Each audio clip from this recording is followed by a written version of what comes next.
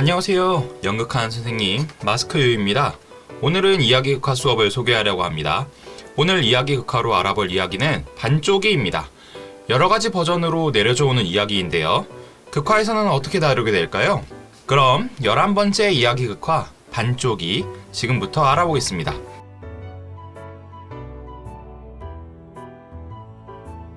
옛날 어느 마을에 한 부부가 살고 있었는데 이들에게는 아기가 생기지 않아서 부부는 항상 간절한 마음으로 아기를 낳기 원하고 있었습니다. 어느 날 우연히 이 부부의 집에 스님이 들리게 되었고 아내는 진심을 다해 스님에게 시주를 하였습니다. 스님은 아내에게 곶감을 주며 곶감 3개를 다 먹으면 아기를 갖게 될 것이라고 말했습니다. 아내는 믿기지 않았지만 마지막 기회라고 생각하고 곶감을 먹기 시작했습니다. 아내가 마지막 곶감을 한 입 베어문 찰나 남편이 집으로 들어왔고 아내는 남은 반쪽의 곶감을 남편에게 주었습니다. 그리고는 얼마 지나지 않아 스님의 말씀대로 아기를 갖고 출산을 하게 되었습니다. 아기는 새쌍둥이였는데 막내 아이는 신체의 모든 게 반쪽만 가지고 태어났습니다. 막내 반쪽이는 비록 몸이 반쪽이었지만 힘이 세고 명석한 두뇌를 갖고 있었습니다. 그러던 어느 날 호랑이가 반쪽이가 살고 있는 마을로 내려와 사람들을 해치는 일이 생겼습니다. 마을 사람들 중에 하나 둘씩 호랑이를 잡으러 떠났지만 마을로 돌아오는 사람은 아무도 없었습니다. 이 소식을 들은 반쪽이는 호랑이를 직접 잡으러 가기로 마음을 먹게 됩니다. 이 이후에는 어떻게 되었을까요? 이후의 이야기는 프로그램을 통해 알아보겠습니다. 반쪽이 이야기극화의 학습 목표는 다음의 2가지입니다. 첫째, 이야기 속 인물들에게 편견과 다양성 존중에 대한 글을 쓸 수 있다. 둘째, 작품의 인물, 사건, 배경에 대한 감각적 특징, 느낌, 생각을 연극으로 표현할 수 있다. 늘 그렇듯이 이야기극화는 다양한 성취 기준을 담고 있기 때문에 학습 목표도 수업하는 사람에 따라 얼마든지 변형될 수 있습니다. 이 프로그램의 대상은 초등학교 5학년에서 6학년에 맞춰져 있고 시간은 80분으로 2차 시 분량입니다. 반쪽이 이야기극화는 총 7개의 활동으로 진행됩니다. 수업을 연속해서 하지 않아도 되고 40분씩 2번 끊어서 진행해도 됩니다. 프로그램의 활동 순서는 다음과 같습니다. 각 활동은 뒤에서 자세히 살펴보겠습니다. 다음은 이번 이야기극화에 필요한 준비물입니다. 이번 반쪽이 이야기극화에는 준비물이 간소합니다. 먼저 동기유발 활동에서 학생들에게 보여줄 히어로의 사진이 필요합니다. 제일 좋은 것은 마블 히어로와 같이 학생들에게 친숙한 히어로를 크게 인쇄해서 절반으로 접어 보여주는 것입니다. 인터넷에서 검색해서 그림 파일을 절반으로 잘라 편집하는 방법도 있습니다. 그리고 첫 번째 활동인 원형 즉흥 릴레이에서 사용할 해설문이 필요합니다. 해설문은 영상의 더보기란에 첨부해 놓았습니다. 또 활동 4에서 호랑이를 잡으러 가는 반쪽이를 보며 마을 사람들이 했을 것 같은 생각들을 적을 때 사용할 활동지가 필요합니다. 마지막으로 마무리 활동에서 이야기를 극화로 체험한 후 극화에서 빠져나와 마을 사람들에게 하고 싶은 말을 적을 편지지가 필요합니다. 2 활동지 역시 영상의 더보기란에 첨부해 놓았습니다. 먼저 도입 활동입니다. 이야기 제목 자체가 반쪽이기 때문에 만약 신체가 반쪽인 사람을 본다면 어떨 것 같은지 생각해 봅니다. 그런데 그 사람이 우리가 익숙하게 알고 있는 히어로라면 어떨까요? 교사는 학생들에게 익숙한 히어로 사진을 인터넷에서 검색하고 인쇄한 후에 사진을 반으로 접어서 보여줍니다. 사람들을 위험으로부터 구해주는 히어로의 실제 모습이 반쪽의 신체라면 여러분은 어떤 느낌이 드나요? 우리는 이런 사람을 뭐라고 말하죠? 영웅. 우리가 알고 있는 그런 영웅들은 초인적이고 힘도 들고 그런 공통점들이 있죠. 만약에 스파이더맨이 영웅이 만약에 이런 모양, 이런 모습이면 어떨 것 같아요? 이상하요. 뭔가 제대로 안 되어 있는데 어떻게 우리를 구하면서? 만약에 우리 주변에 이렇게 생김새가 굉장히 특이한 사람이 있다면은 우리는 어떻게 바라볼지에 대한 이야기예요, 사실. 이제 첫 번째 본활동입니다. 이야기의 주인공인 반쪽이가 탄생하기까지의 이야기를 원형 즉흥 릴레이로 알아봅니다. 원형 즉흥 릴레이는 극화 수업에서 긴 흐름의 사건을 학생들 모두가 함께 알아갈 때 적합한 연극 관습인데요. 학생들은 원으로 앉아있고 교사가 해설문을 읽으면서 한두 명씩 차례대로 지목하면 지목당한 학생들은 원 안으로 가서 해설에 어울리는 동작이나 말을 즉흥적으로 합니다. 원 안에는 색깔 천이나 백업, 악기와 같은 다양한 도구들이 있으면 학생들이 표현하는데 더 도움이 될 수 있습니다.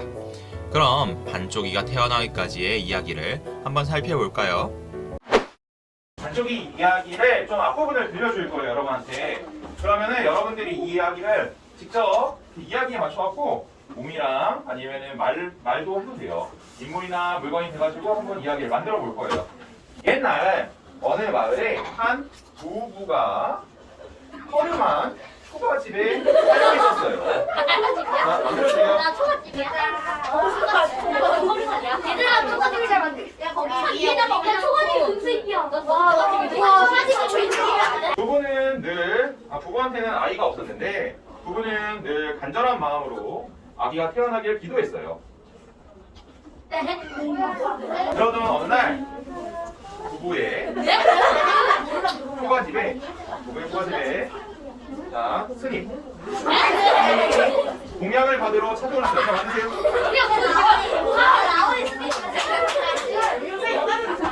내가 나눌 거야. 자 스님이 공양 복식 좀 주세요 하면서 어떻게 왔을까요? 아내의 힘겨워하는 소리와 함께. 자 힘겨워하는 소리. 셋째 큰 울음소리가 들려왔어요. 자 이때 사모 셋째를 바라보고는 깜짝 놀라 소리를 질렀어요. 왜냐하면 셋째는 눈도 하나, 귀도 하나, 팔도 하나, 다리도 하나, 그리고 몸통과 머리는 반쪽, 모든 게 반쪽인 상태였기 때문이죠. 아내는 너무 놀라 기절하였고 밖에서 구경하던 사람들을 모두 깜짝 놀라 수군거리기 시작했어요. 자, 스님이 반쪽이의 엄마가 3개의 곶감 중 2개 반을 먹어서 반쪽이가 태어난 것이었네요. 이번 활동은 방금 원형즉흥 릴레이에도 등장했던 반쪽이가 살고 있는 동네 마을 사람들의 속마음을 들여다보는 활동입니다. 내가 만약 반쪽이의 부모님과 평소에도 친하게 알고 지냈던 사람이었다고 가정해봅니다. 만약 여러분이라면 내가 평소에 친하게 지냈던 옆집에 새쌍둥이가 태어났다는 이야기를 듣고 가서 보았는데 이 반쪽이를 포함한 새쌍둥이를 보았을 때 어떤 생각이 들 것 같나요? 자, 그럼 우리 방금 전에 이야기에서 봤던 그 바깥에서 지켜보고 있던 마을 사람들 역할을 다 되어서 우리 지금 이 상태가 마을 그 당장 밖 아니면 마당에 있는 마을 사람들이라고 생각해 봅시다. 이 부부의 집에서 태어난 아이를 보면서 떠오르는 생각을 한마디씩 해주시면 돼요. 이 부부는 오랜 시간 동안 아이를 갖고 싶었는데 갖지 못해갖고 속상해했어요. 그럼 마을 사람들이 모두 다 이건 알고 있었겠죠. 그런데 오랜만에 드디어 이 두 부부가 아이를 갖게 됐다는 걸 알게 된 첫째와 둘째가 아주 건강하게 태어났다는 소리를 듣게 되었어요. 지금 드는 생각은 내일이 아닌데 기쁘네. 반쪽으로 태어났다는 소리를 마당에 있던 마을 사람들이 이 소리를 딱 들었을 때 지금 어떤 생각을 하고 있을까요? 흉측해라. 아이가 반쪽이라는 말이 내가 살면서 이런 건 처음 보네. 또 어떤 생각이 들까요? 어떻게? 진짜 아이 괜찮을까? 둘째 아이 괜찮을까? 자, 눈을 떠주시고요. 남들과는 그리고 2명의 형들과는 모습이 달랐던 반쪽이는 평범하지 않은 생활을 겪게 됩니다. 세 번째 활동은 이런 반쪽이의 어린 시절 모습을 상상하여 길거리나 서당, 집 안에서의 모습을 짧은 극으로 만들어 보는 것입니다. 반쪽이는 어린 시절에 어떤 일을 겪었을 것 같나요?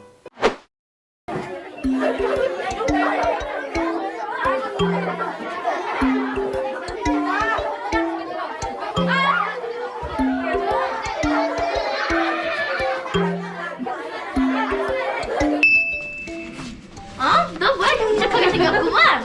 너 우리 아버지를 감을 채운 거야?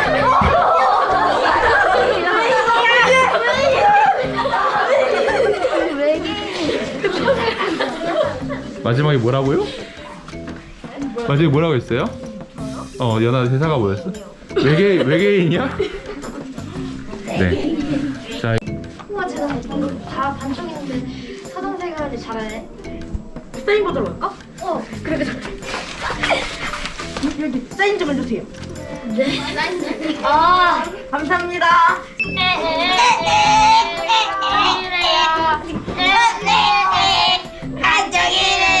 하지 말라고. 야, 너 지금 뭐 하는 거야? 반쪽에도 가족인데 같이 놀아야지. 왜 이렇게밖에 안 생겼네? 야, 너 일로 와봐. 야, 너 뭐 하는 거야? 에라이. 뭐야, 기절. 야, 너희 한마디 해. 다시 죽여버린다. 반쪽에 가자. 이렇게 다양한 일을 겪으며 반쪽이는 어느덧 청년이 됩니다. 어느 날 반쪽이의 마을에 호랑이가 내려와 사람들을 해치는 일이 생겨납니다. 마을에서 힘이 센 사람들이 호랑이를 잡으러 갔지만 다시 돌아오는 사람은 아무도 없었습니다. 그러자 사람들은 더 공포에 떨게 되었고 이 사실을 알게 된 반쪽이는 자신이 직접 호랑이를 잡으러 가겠다고 마을 사람들에게 말했습니다. 네 번째 활동은 이런 반쪽이의 말을 듣고 마을 사람들이 어떤 생각을 할 것 같은지 써보는 것입니다. 여러분이 마을 사람들이라면 호랑이를 잡아오겠다는 반쪽이의 말을 듣고 어떤 생각을 할 것 같나요?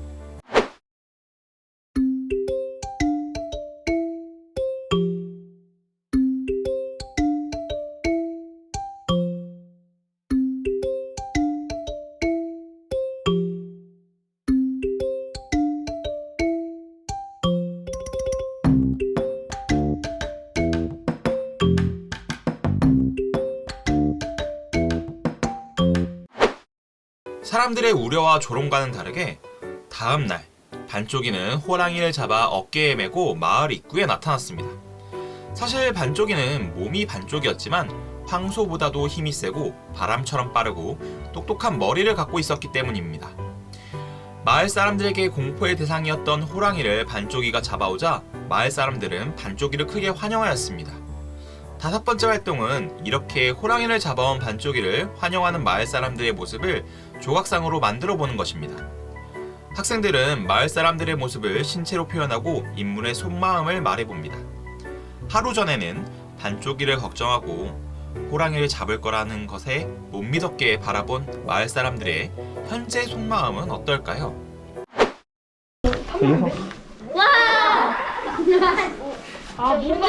힘들어. 살이 내렸어요. 와, 민준이 나빴네. 민준아, 가. 민준아, 내려가자.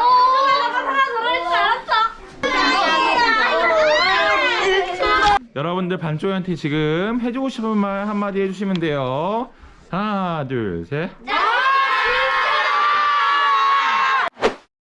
다른 사람의 시선에도 굴하지 않는 튼튼한 마음을 가진 반쪽이는 아마 이런 마을 사람들의 달라진 태도에 별로 신경 쓰지 않았을 겁니다. 하지만 이 이야기카를 체험해본 여러분은 태도가 달라진 마을 사람들을 보며 드는 생각이 혹시 있을까요?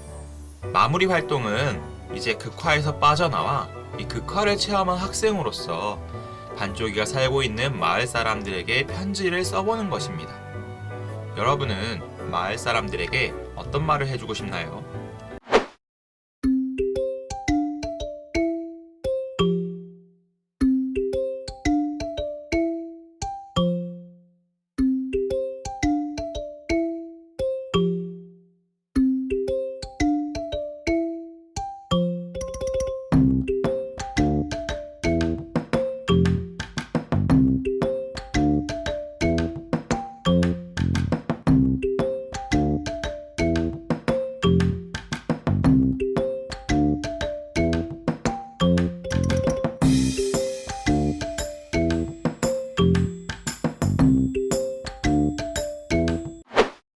얼굴은 다르더라도 마음은 똑같아요. 사람의 겉모습만 보고 판단하면 안 되겠다고 생각했어요. 장애를 가진 사람도 장점이 있다는 걸 알았어요. 다르게 생겨도 무시하지 말자는 교훈을 얻었습니다. 편의성만 보고 판단하지 말자는 조금 다르게 생길 것뿐인데 그렇게까지 차별하는 건 아닌 것 같아요. 책으로만 막 문제 풀면 재미없었는데 몸으로 활동하니까 더 좋았던 것 같아요. 책을 읽을 때는 그냥 좀 책 읽고 한 번 읽고 그냥 끝이잖아요. 근데 연극놀이를 할 때는 막 2시간, 3시간 걸리고 그리고 연극을 하면서 그 주인공이나 인물들의 심정을 생각해 볼 수 있는 것 같아요. 평소에 그냥 책만 읽으면 글로만 한두 번 읽고 그만 읽게 되는데 연극놀이를 하면서 하니까 공부를 싫어해도 놀면서 공부할 수 있어서 좋은 것 같아요. 연극놀이는 책으로 하는 것보다 몸으로 직접 표현해서 오래오래 기억에 남는 것 같아요.